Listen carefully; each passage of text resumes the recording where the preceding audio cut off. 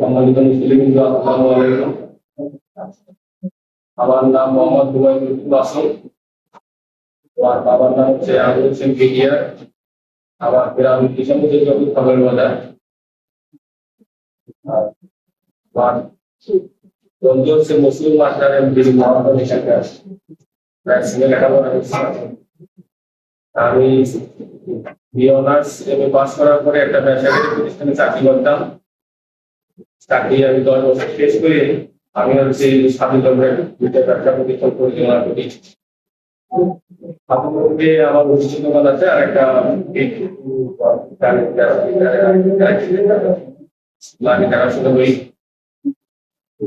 স্বাধীন লগ্নে থাকার সুবাদে আমি উপলব্ধি করলাম যে স্বাধীন লগ্নের যে প্রশাসনিক যে অবকাঠামো আছে, যে মানুষের যে সেবা পাওয়ার যে জায়গাগুলো, যেমন ভূমি অফিস, থানা, হাসপাতাল, উপজেলা পরিষদের যে 117টা সেক্টর আছে, এসডিওপি, দুর্নীতির যে রং বিরঞ্জ ভাড়া, এখান থেকে কিভাবে মানুষের সহযোগিতা করা যায় আমি চিন্তা ভাবনা করলাম। চিন্তা ভাবনা করে আমি সিদ্ধান্ত আপনাদের সহযোগিতা যে আপনার পয়সা আমি সিদ্ধান্ত নিতে চাই। আমি জেলা পরিষদ ইলেকশনে আমি চেয়ারম্যান পদপ্রার্থী হিসেবে আমি প্রতিদ্বন্দ্বিতা করি। আর এখানে যদি উপজেলা চেয়ারম্যান যদি হয়, সে যদি চায়, ইচ্ছা করে, তাহলে 11টা ইউনিয়ন যে চেয়ারম্যান গুলো আছে, চেয়ারম্যান গুলো জেলা পরিষদের আন্ডারে থাকে। এখানে উপজেলা চেয়ারম্যান হবে এই 11টা ইউনিয়নের সভাপতি, এবং উপজেলার যে প্রশাসনটা আছে, ইউনো থেকে শুরু করে তথ্য অফিসার আছে, সবার সভাপতি হচ্ছে হলো উপজেলা চেয়ারম্যান।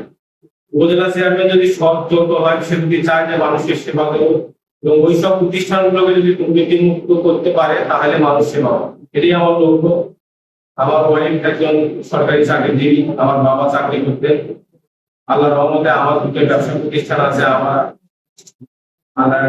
কাজ বাজ সবার একটা ব্যবস্থা করে দিয়েছেন। তা আমি আর কিছু আমার চাওয়ার নেই, আমি মানুষের জন্য কিছু করতে চাই, এটাই আমার স্বপ্ন। এখন বিষয়টা হলো যে আমরা একই ইউনিয়নের লোক, আমাদের বাড়ি যেগুলি ঠাকুর বাজার, এই বিশাল একটা কর্মযোগ, 11টা ইউনিয়নের বিষয়। অনেকেই মেম্বার প্রার্থী হতে সাহস পায়। এটাতে আমি একটা কাজ করার সাহস উদ্যোগ দিচ্ছি, এটা আপনাদের একটু সহযোগিতার দরকার বা আমাদের জানা উচিত।